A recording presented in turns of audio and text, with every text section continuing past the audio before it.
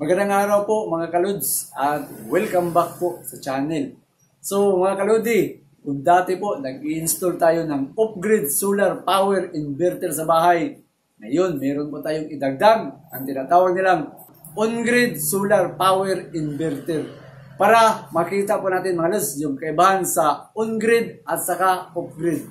Pero nakita ko dito sa on-grid solar power inverter po, mas nakakatipid ka dito mga lods. Kasi hindi mo na kailangan gumamit ng battery, hindi mo na kailangan gumamit ng charge controller, at saka hindi mo na kailangan pa magsising doon sa mga parameters sa HVD at saka LVD. Kaya napakaganda po na nakita natin na on-grid inverter kasi just plug and play ka na lang mga lods. Mas maganda po itong gamitin, lalo na po kung sa mga nag-uumpisa pong gusto mag-install ng solar power sa bahay, itong on-grid po ang magandang gamitin. Kasi hindi na po hassle mga lods. Kumbaga yung sinasabi natin, just plug and play ka na lang at pwede ka nang makatipid ng kuryente mo sa bahay. So mga lods, ito na po mga lods ang on-grid solar power inverter natin. So ginamit ko ito 5 araw. So na-prove ko ito na nakakatipid po siya ng kuryente. At saka, naka-plug and play lang po talaga. Madali po siyang i-install. Lalo na kung baguhan po kayo sa solar. Ito yung para po sa mga baguhan na mas madali na lang gamitin. Yung on-grid solar power inverter. So, bubuksan na natin mga lods. Hindi na natin patagalin. So, ito yung front. Ito yung harapan. Makikita mo na. Tapos, bubuksan na natin mga lods. So, meron po siyang manual dito, mga lods. Yan. Tapos, may kasali siyang mill plug. So, yung mill plug, yan po, mga lods. Kasi nga, para po sa 220. Nakasaksak sa 220 po ito. Yan. Okay. Ang on-grid power inverter natin, napakarami pong pagpipilian sa online. Pero ito yung isa na talagang nakita ko na mas marami kang pwedeng gawin. Kasi ang gamit natin dito ngayon mga lods, naka 12 volts po ang design. So, ang manual, pakita ko sa inyo ang manual mga lods. So, ang manual muna tayo. So, ang manual, gumawa po ako ng summary para mas mabilis po yung maintindihan. Pero ito muna, pakita ko muna sa inyo na ito yung manual. O, yung manual. Tapos ang manual mga lods, ito yung lead indicator. Ang lead indicator dito, kung sakaling magkaberya, pero ginamit ko to, walang problema mga lods. Wala nang setting ka na kailangan. Talagang plug and play ka na lang. Kasi dito po sa power inverter, so para makita nyo, ito po ang harapan sa power inverter. So dito ang solar panel na nakalagay mga lods, positive, negative. Tapos yung, pakita ko yung mill plug niya, ito, yan, nandito yung mill plug na isasaksak ko lang ito mga lods. So nakasakit siya dito, saksak mo sa 220. Tapos dito sa kabila mga lods, take note mga lods, na pwede mo siyang gamitin sa battery. Ang ibig kong sabihin, kung pwede sa solar panel, pwede rin siya sa battery na 12 volts. Kadalasan pong ginagamit na battery dito sa mga on-grid na gagamitin is 24 to 36 volts. Pero ito mga load, pasok, pwedeng gamitin sa 12 volts. Kaya doon ko nakita na mas okay ito kasi 12 volts. Pwedeng gamitin kung wala kang solar panel, pwede kang mag-battery. So, kasi kung 24, magastos, kailangan mo pang humanap ng 2 battery. Pero ito, kung wala kang battery, solar panel ang pwede mong gamitin. Kung wala ka namang solar panel, pwede rin battery ang yung gagamitin, mga lods. Tapos yung sinasabi ko dito na 3 po na indicator, itong power, EPC, at saka heat. Nakita ko ito, dapat makita mo ang mga indicator. So, indicator, yung ipinakita ko dito mga lods sa indicator, yan, nakita ba? Yung indicator natin, may 3 pong kulay ang indicator. May kulay power, ang kulay sa power ay naka-green. Tapos ang indicator sa blue, sa EPC. Itong EPC mga load ay active power control po ito sa solar panel. Tapos ito naman ang heat. Ang heat naman is para po sa sakaling mag-overheat. So dito sa power, siyempre, may pinakita lang sila mga loads. dapat ang power naka-lights on. So, simple, pag may lights on, may power. Importante yung makita. So, nakalagay dito, lights on, system in normal working. Pero pag naka-lights off po, system not switch on. So, ibig sabihin, hindi naka-plug sa AC, sa DO natin, sa 220. Tapos, pag slow flashing naman, DC input voltage is not within the allowable range of the inverter. So, nakita ko, wala namang problema. Ilaw, pag isaksak mo ang mil plug natin, kusang mag-lights on na talaga mga loads. Tapos, dito sa indicator blow naman, dapat po naka-lights on. So, system lock on the maximum efficiency point on the sun lighting. So, automatic po. Dapat hindi siya mag-lights off. Kasi pag nag-lights off po siya, input voltage exists sa solar panel. Hindi maganda. Pero dapat naka-lights on. Ang flashing naman po, system on tracking in maximum efficiency point of sun lighting. Mas maganda, nakita ko, dapat nakalight ang green indicator dito sa power at nakalight sa EPC. Dito naman sa overheat, dapat hindi siya mag-lights on. Kasi pag nag-lights on po siya mga load, overheat. Dapat naka-lights off. Ibig sabihin system in normal working in temperature 45 Celsius. Dito naman sa flashing, ito maganda, nakita ko. Sa flashing po mga lods, kapag nag-flashing po ang red, ibig sabihin mag-uumpisa pong umihinit ang inverter natin. Pero madali siyang lumamig. Kasi i-start po dito ang blower fan. So, dito naman sa lights on, pag nag-overheat po sa umabot sa 70 Celsius, kusa pong masa-shut on ang inverter. At kapag lumamig po siya sa 45, muli na namang magamit po ang inverter natin. So, yun ang pinaka nga dito sa indicator na makikita mo kung okay ba ang function mga lods. So, ito, makikita mo naman. Yan po ang mga... Tapos, itong start, yung sinabi ko na kung pwede mong gamitan ng battery. Tapos, kung mag-tapping ka sa battery, pakita natin yung battery dito. Ayan po, mga lods. Kasi ang power inverter, naka-design po sa dalawang klase. Meron siyang 12 volts at meron ding 24 volts. So, 12 volts po ang pinili ko para mas madali ko siyang magamit sa battery. Meron dito po pakikita. Kapag 24, naka-series po ang dalawang battery. O, yan. So, dito na tayo mga lods.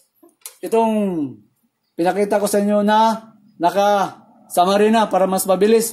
Pero pakita ko muna sa inyo yung diagram dito. Gumawa po ako ng Xerox copy sa diagram. So, pakita ko muna sa inyo mga lods. Ito po mga lods, ang sinasabi natin. Napaka-basic.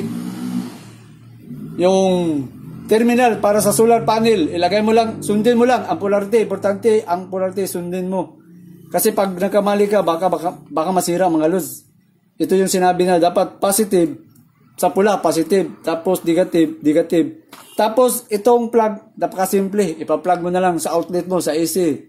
Pwede ka nang makatipid sa kuryente mga lods. Tapos ang power dito is 500 watts. So, sa 500 watts, pwede kang 5 na 100 o 2 250. Ito ang unang opsyon. Pwede kang gumamit ng solar panel o kaya pwede kang gumamit ng battery. Ito po mga lods. Ang battery, 12 volts o kaya 24 kung gusto mo. I-replace mo lang. Kung wala kang solar panel, battery ang gamitin mo. 12 volts. Pwede mga lods. Tapos, saksak mo lang dito sa AC outlet mo sa bahay. Tapos, dito po pag gumamit po kayo ng battery, may push button pong gagawin. So, pakita ko na lang ang push button.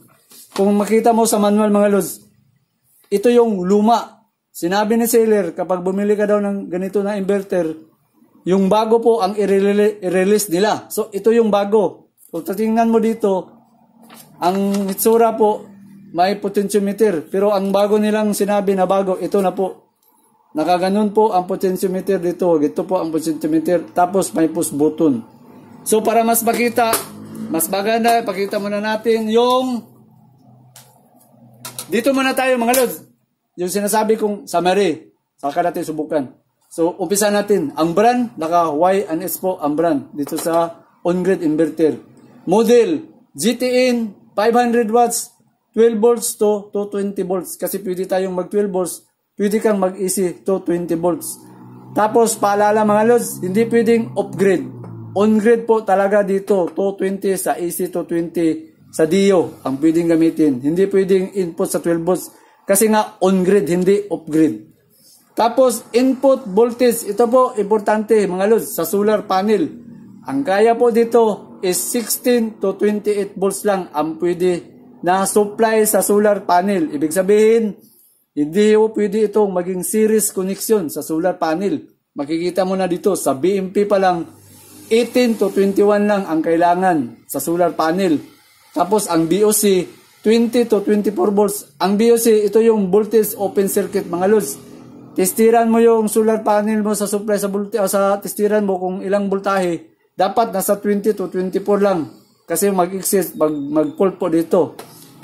Kaya kung tataping ka ng solar panel, lahat po nakaparallel. Hindi pwedeng nakaseries kasi 18 to 21. Dito pa lang sa input voltage sa solar panel, sa sinabi dito sa inverter, 16 to 28. Kung dalawang 18 po na BMP, i-series mo 36, hindi na pwede yun.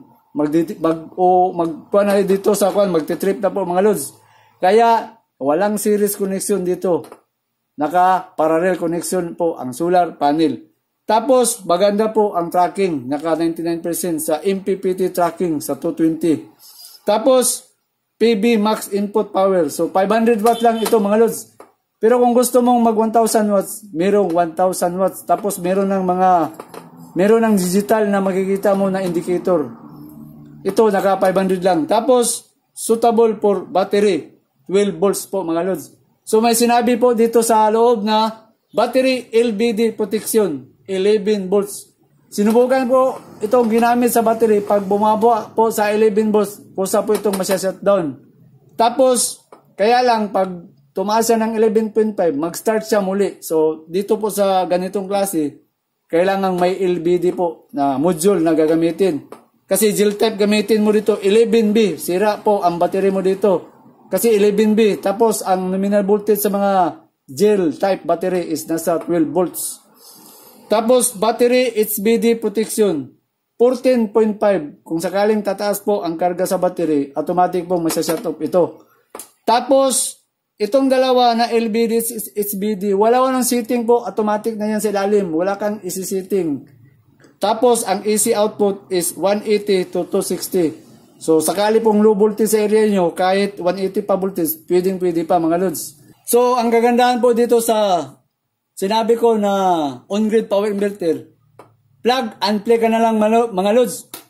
Wala ka nang ibang isi-setting dito. Except na lang kung mag-battery ka sa 12 volts, ito, mayroong patasan, gusto mong hinaan o lakasan mo ang pagkakarga sa battery natin na kung sisiti. Kasi ma-adjust po kung ilan ang gusto mong i-harvest kapag mag 12 volts ka.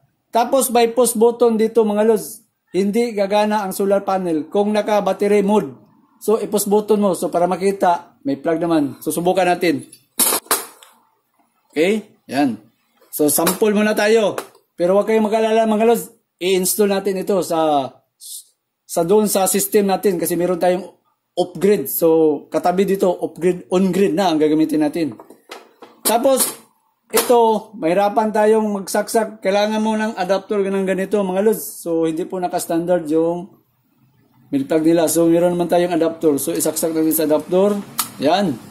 So, isaksak ko dito sa outlet. Para makita yung outlet natin mga lods. Yan po, outlet natin. Isaksak natin na ito ay para sa 220 volts. Oh.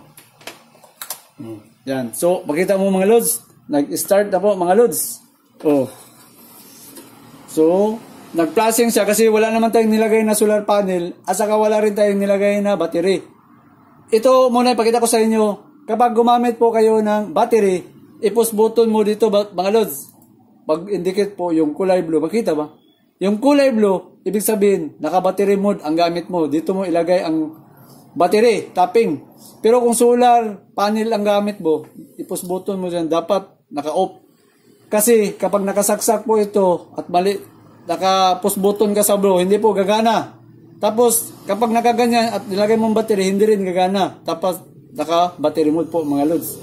So, mas maganda dito mga lods. Ito na, ilalagay na natin doon sa wall natin doon, katabi natin doon sa off-grid. Kasi susubukan natin itong gamitin mga lods. So ito na po mga lods, ang solar off-grid power inverter na gamit natin sa bahay. Gumagamit po ito mga lods ng battery. So pakita ko sa inyo ang battery, nandyan po sa baba mga lods. Ang battery natin, ay makita ba dito? O yan po ang battery natin. Tapos, naka 2 system po ang gamit natin dito na off-grid. Magkahiwalay po dito at saka dito. Kasi dito po gumagamit ng gel type battery sa 100 Ah. Dito sa kabila naman, live PO4 na 100 Ah po, nakaseparate rin. Tapos kung makita nyo may bakante po dito. Dito natin ilalagay yung on-grid power inverter natin na bago na solar. Kaya itong camera natin medyo malayo, ilalapit ko na lang doon mga lods ang camera para makita nyo kung paano natin mag-install. Nakalimutan kong sabihin mga lods na ang bigat po sa on-grid inverter natin ay nasa 1.8 kg. Tapos ang likod dito mga lods ay yung blower. So sa ibang on-grid walang blower, pero ito mayroong blower. Tapos ang rated, pakita ko dito ay palapit natin. So ayan, naka 500 watts. 16 to 28 volts. Tapos naka 180 to 60 volts yung output. So ayan. So dito po may bakante. Dito natin ilagay. So ayan, nalagay na natin mga lods. Tapos meron po tayong diagram. Ito po mga lods, ang diagram natin. Kasi maglalagay tayo ng breaker para ma-safety po ang on-grid inverter natin. So dito ko na lang ilalagay. So makita pa ba sa camera? So, dito po sa diagram, so may sinabi doon sa manual, kung naka-solar panel ka, pwede mong i-direct dito mga lods, ang solar panel. Tapos, isaksak mo dito yung mil plug natin na para sa 220. So, pwede mong i-direct kasi may sariling protection naman po ang on-grid inverter. Meron siyang protection sa overload, short circuit, at saka sa overheat. Pero mas safe pa rin kung meron kang circuit breaker na gagamitin. Tapos nagpapaalala po ang on-grid inverter, kung gagamit ka daw ng battery, kailangan merong circuit breaker po mga lods. Pero kahit mag-solar ka o mag-battery ang gamit mo, mas safety pa rin kung mayroon kang circuit breaker. Kaya may diagram po tayo mga lods para mas lalo nyong masundan kung sakaling ito po ang gusto nyong gamitin. So napakasimple lang sa diagram, mas madali mong masundan mga lods. So, dito po, makita mo yung on-grid inverter, ito. Tapos, dito sa baba, mayroon pong positive, negative. Para po ito sa solar, makikita mo. Tapos, breaker. Ang breaker po is nakalagay, ako po ang gumagawa nito is 30 ampere po kailangan mo. Kasi, 500 watts po ito. Kung sakaling bumili ka ng dalawang 250, possible nasa 12 ampere ang IMP doon mga lods. Kung dalawa, aabot yun sa 24 or 25. Kaya 30 ampere po ang bilhin nyo para hindi na kayo mag-upgrade na naman ng circuit breaker. Tapos ang breaker na ginagamit, naka-DC po ang gamit sa circuit breaker. Tapos patungo ito sa solar panel. Kung magdalawa po, nakaparallel. Kasi hindi pwedeng naka-series. Tapos dito sa kabila, yung circuit breaker naman ito, dito para sa circuit natin dito mga lods, lagyan mo rin ng circuit breaker para safe. So, naka 16 ampere lang. Maliit lang kasi easy. So, ang gamit na circuit breaker dito, naka easy ang breaker. So, ito yung patungo sa mil plug natin na isasaksak natin sa outlet na 220. Tapos, maglalagay po tayo ng 6-in-1 digital meter mga lods. Kasi hindi mo malaman ngayon kung ilan ang mahaharvest mo kung diretso ka na lang sa solar panel at dito sa plug. So, mas mabuti, mayroon kang indicator na makikita. So, dalawa po ang paraan sa paglalagay. Pwede kayong maglagay doon sa yung tinasabi natin na power watt meter, yung plug-in type. So, pwede rin yun. Pero mas maganda itong 6-in-1. Kasi marami kang makikita, yung supply, yung voltage, power factor, at saka yung ampere. Makikita rin natin ang harvest po, mga lods. So, susundin lang natin dito sa diagram. Ang unahin natin, itong breaker para sa solar panel. So, ito po, mayroon po akong breaker. So, wala na akong ibang breaker. Naka-rated lang po ito sa C25 ampere. So, ito lang muna. Pero kung gagamit po kayo ng itong 500 watts natin, dapat naka 30 ampere. Kasi itong 25, sagad na po ito kung mag 500 watts ka. So, sa atin, wala pa akong 500. Yung 200 watts na solar panel na po ang ilalagay natin. Yun lang ang available ko ngayon. So, ang mag-i-install, unahin natin ito. Yan, post tayo. Okay. Tapos ang breaker sa mga DC mga lods, mayroong polarity. Makikita ba? Positive, negative. So susundin mo ang kulay. Positive, negative. Yan. So ang wire dito mga lods, itong wire ang gagamitin natin. Itong terminal lag, kasali po ito, nakalagay po ito dito sa terminal mga lods. Libre po ito. So ginawa ko na, nilagay ko na dito ang wire. So ang gamit na wire ko, number 8 po ito mga lods. Nakapula, positive. Unahin natin ito, positive. Okay. So next natin, negative tayo mga lods. So ito, negative. So yan po mga lods. Tapos na tayo para sa solar panel. Next natin, yung para dito sa mill plug o socket, para lalagyan natin sa supply. So 220. So ito po ang breaker. Naka-AC breaker po kasi naka-AC yan ang supply natin sa 220. So naka-rated sa kita ba? C16 yung apirahe sa breaker. Okay. Tapos po ang socket natin sa mill plug. Tapos ito, pinutol na natin ang wire para ilagay natin dito mga lods. So ito, maraming available kung bibili ka ng ganitong socket, maraming available mga lods. Pero yung original, ito yung original. Hindi natin ginalaw kasi meron tayong mga available na socket na ganito. So, ilalagay na natin dito ang para sa AC breaker. So, ayan po mga lods. Talagyan na natin ito. 30 ampere, 16 ampere na breaker. So, ang next natin, itong 6-in-1 digital meter. So, paano ba maglalagay sa 6-in-1 digital meter? So, medyo ibaba natin itong camera. Ayan. Okay. So, ang 6-in-1, ito po mga lods, ang 6-in-1 digital meter natin. So, dapat meron pong ganito. Para makita mo po ang harvest mo sa on-grid inverter. Dito makikita. So, paano mag-install? So, dito sa taas, ito po ang lalagyan sa current transformer. Ito naman ang supply sa 220. Kailangan supplyan po ang 6-in-1 digital meter. So itong sa taas, yung current transformer, pakita ko sa inyo. Ayan po mga lods. Kasi dalawa po ang klase sa 6-in-1. Yung internal at saka external. Kapag naka-internal ang gamit mo, dito mo ilalagay sa butas, pasok dito. Pero ito, nakalabas naman. Ito, nakita mo, ito labas naman ang transformer. So, external po. Ito yung design na ginagamit ko. Para hindi na madali po. Kaysa dito may daan. Lalo na pag malaki ang wire, mahirapan ka. So, lalagyan natin. Dito nakatapping ang current transformer po, mga lord. Dito nakalagay. So, may butas naman dito. Itong butas, wala na po itong silbi. Kasi nakalabas nga ang current transformer.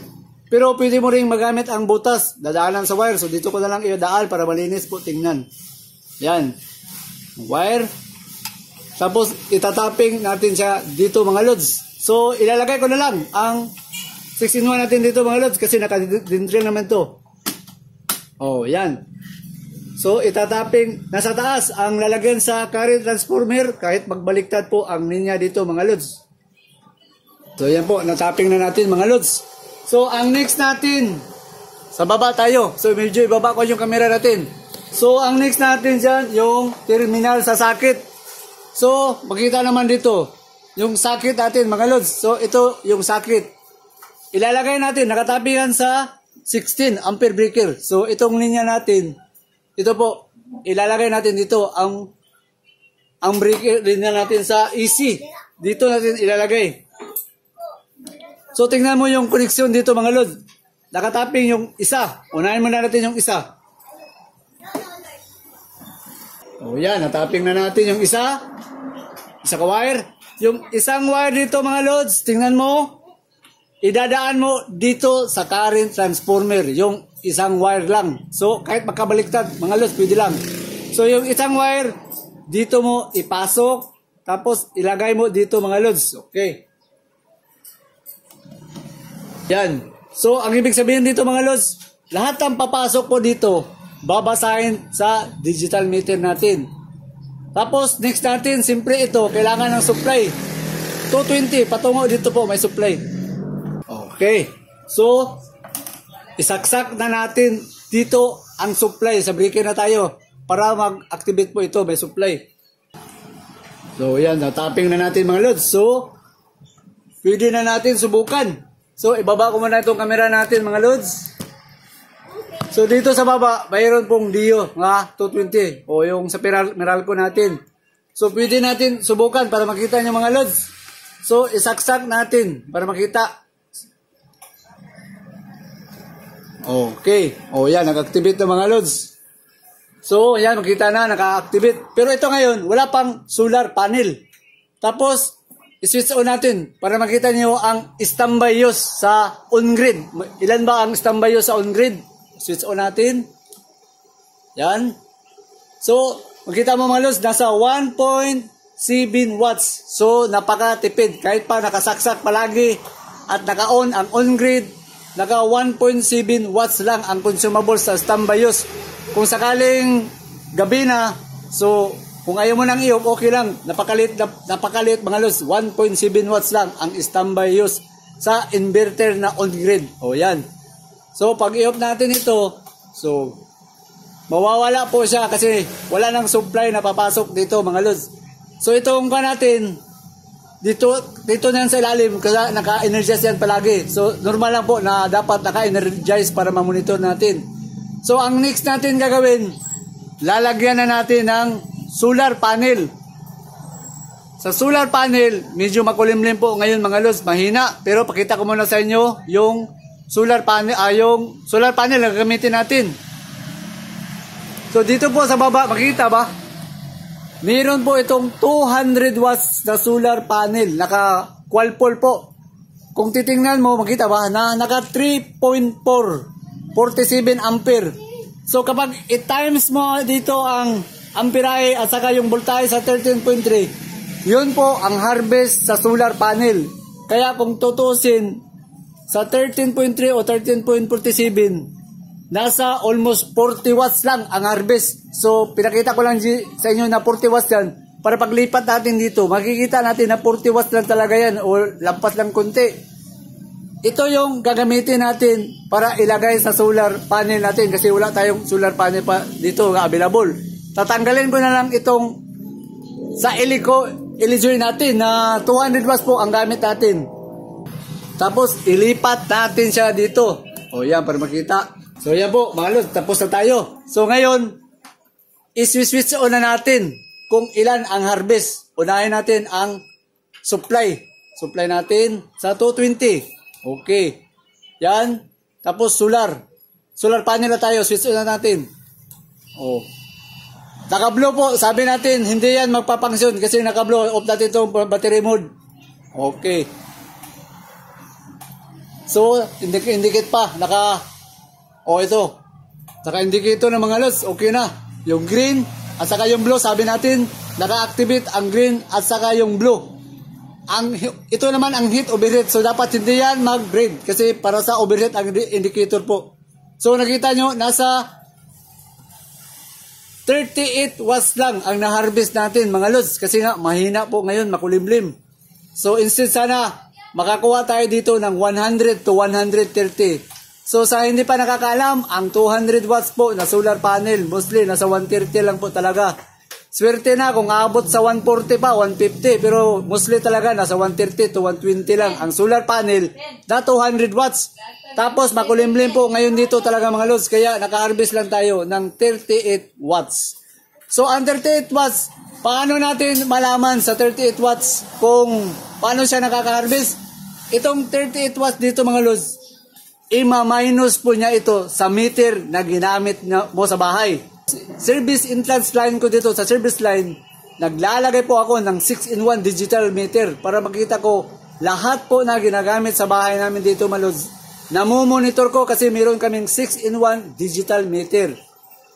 So ipakita ko sa inyo yung 6-in-1 digital meter na nakalagay po sa service line namin. Dadalhin ko, pakita ko po sa inyo para makita nyo na nandito po ang service entrance line namin. O yan po. Yan po ang 6-in-1 digital meter. So, medyo malayo pa, lalapit pa tayo. So, dito po, makikita nyo po na magmaminus po yan. Kung ano yung harvest dito, magmaminus po dyan mga lods. So, nasa 560 o 570 po ang nakalagay dyan. So pabago-bago, medyo maliit lang yung 38 natin na ma-harvest. Pero mas maganda, ilipat natin sa battery para makita naman natin sa battery kasi maliit, mahirapan tayong mag-indicate dyan. So balik tayo dito sa posisyon natin. So nakita nyo mga lods, nasa 39 lang po ang harvest natin doon sa makukuha natin. Ima-minus niya po ito doon sa service interest natin na 6-in-1 digital meter. So mas maganda sa battery tayo kasi medyo may kalakasan ang battery sa pag-harvest mga lods. So ang gagawin natin, napakasimple lang. Dito sa tabi, meron tayong nakikita dito na main breaker sa power inverter. Pakita ko sa taas. O yan po mga lods. Supply yan sa 12 volts sa power inverter. Dito tayo kukuha ng 12 volts at ilagay natin dito mga lods. Para mas malaki konti dito kapag sa battery mo, makikita mo sa battery. So gagawin natin, tatanggalin natin itong solar panel. Maglalagay tayo ng wire patungo dito po mga lods. So off po na natin para safety tayo. Off, so zero na kasi wala na, in-off natin ang solar panel. So nasa 39 lang yun ang na-harvest o minus doon mga lods. So dito tayo sa battery para makita nyo yung kaibahan sa battery. Okay, ayan po, lalagay na natin. So ang gagawin natin, isi-switch on na natin. Pero mas maganda kung, ayan makita nyo mga lods, yung wire. Sa 12 volts, pasok siya dito sa breaker natin. So pinalitan natin ang solar panel lang supply sa 12 volts. Kasi pwede siya sa 12 volts.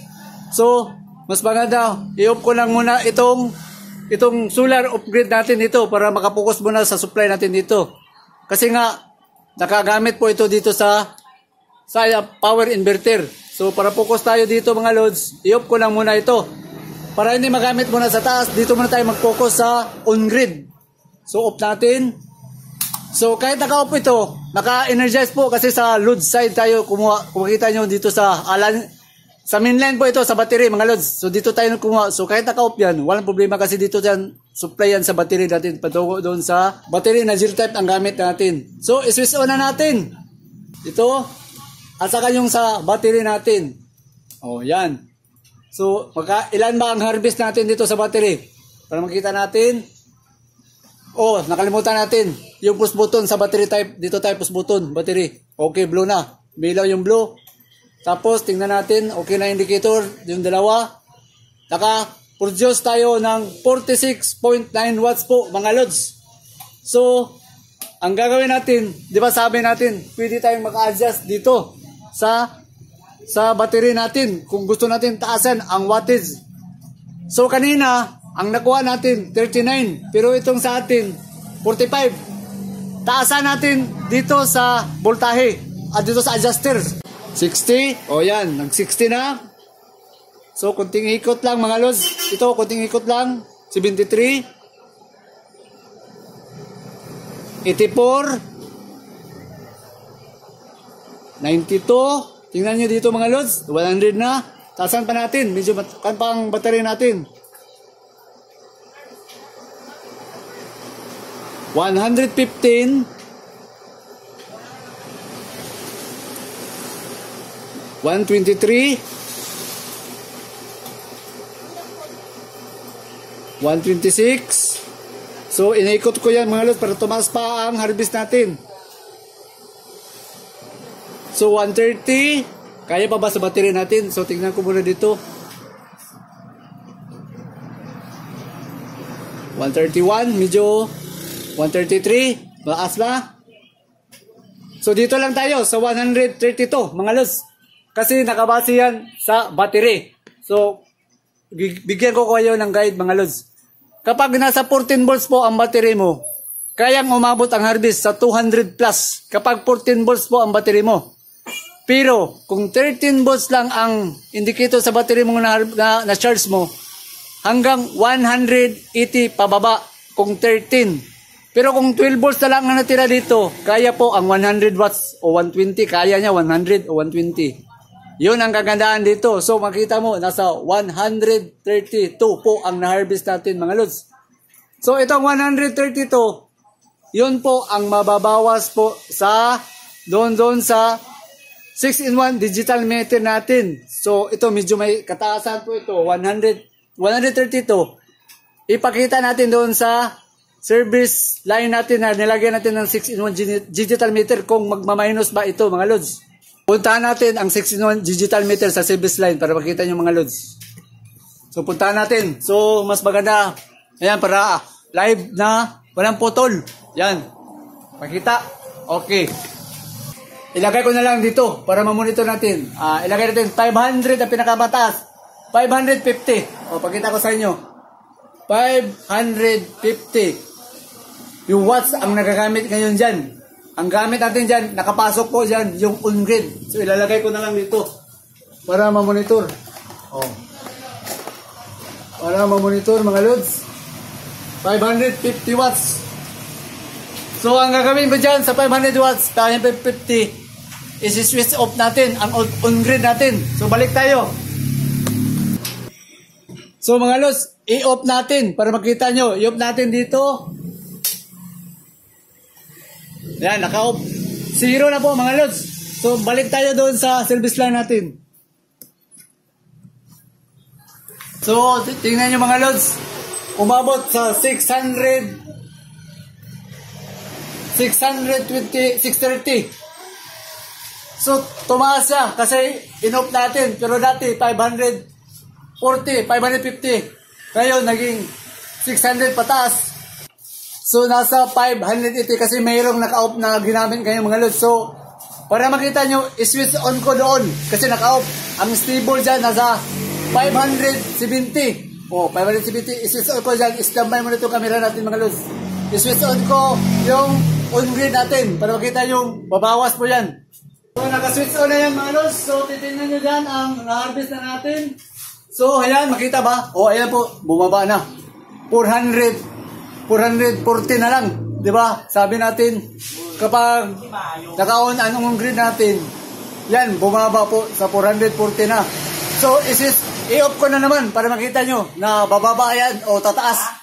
Kapag na-off ang on-grid, balik yan tataas. So, i-off ko muna dito mga lods.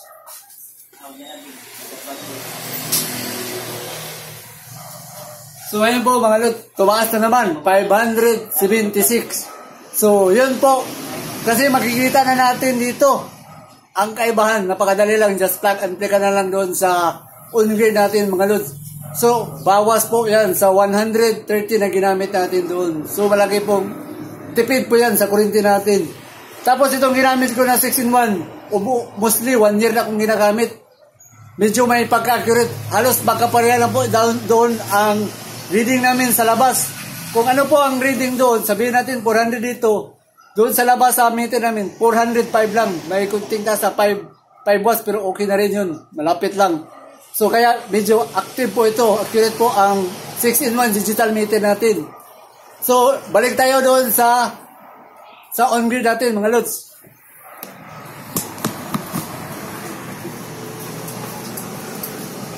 So switch on natin kasi na natin na-on. So ayan, tumaas na ang gamit natin. Service, nasa 138 na po mga lods. Kita ba? Tapos ang battery natin ginamit, nasa 12.5 po ang battery natin mga lods.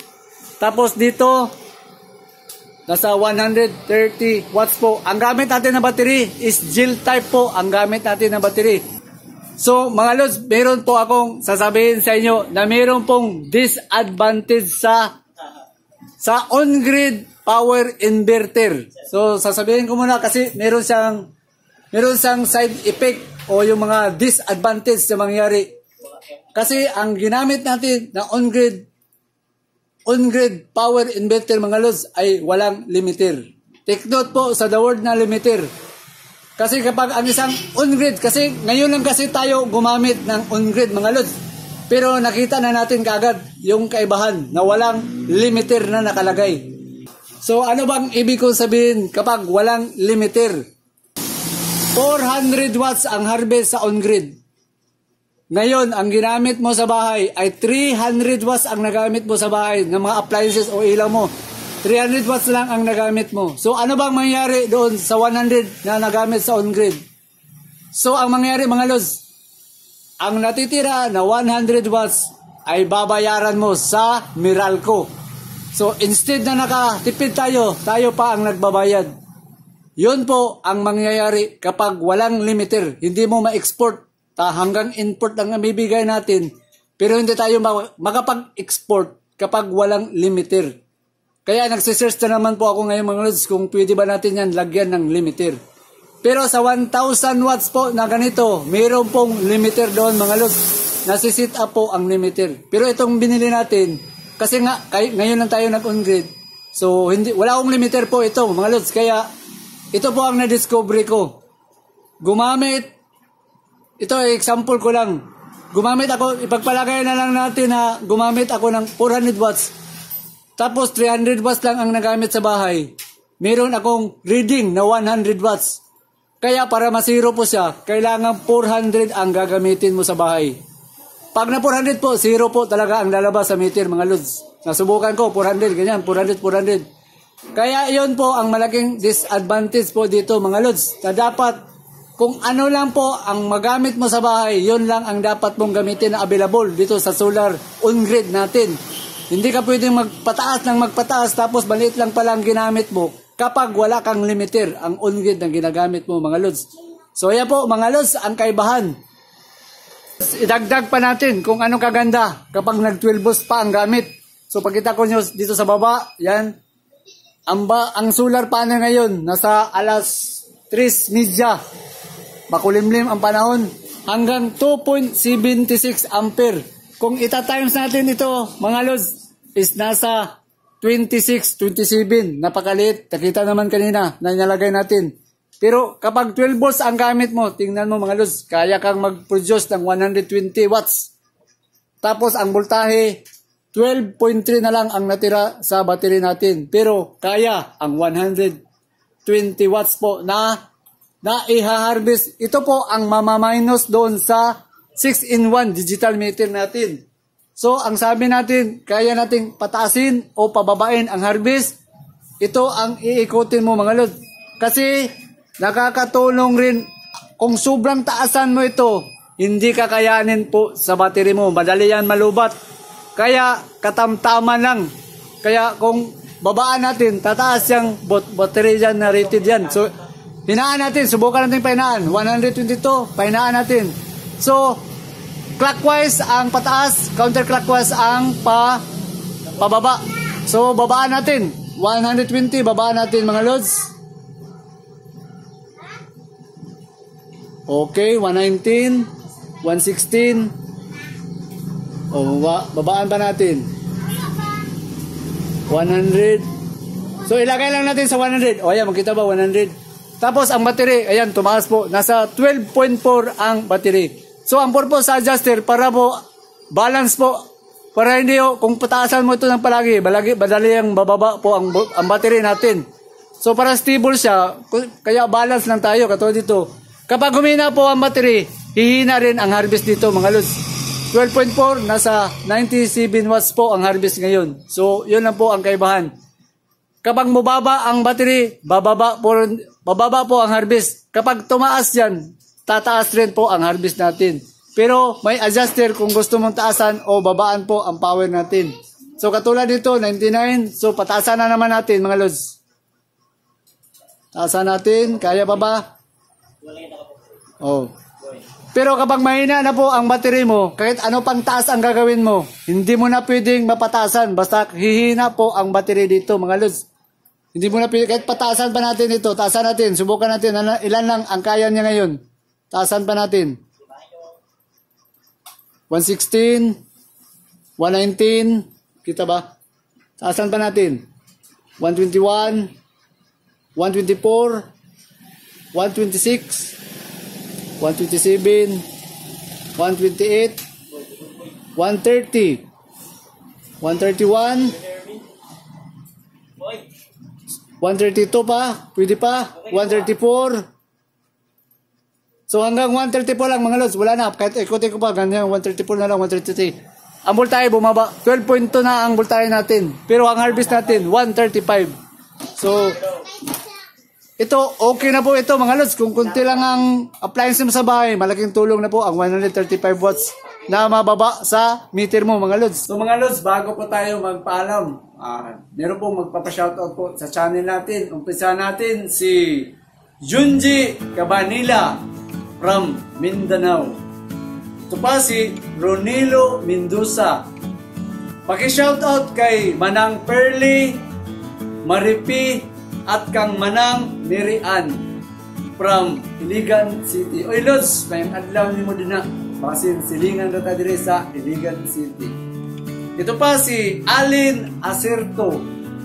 Ito pa si Rodrigo Ginebraldo from Diggs Gin Escalante City.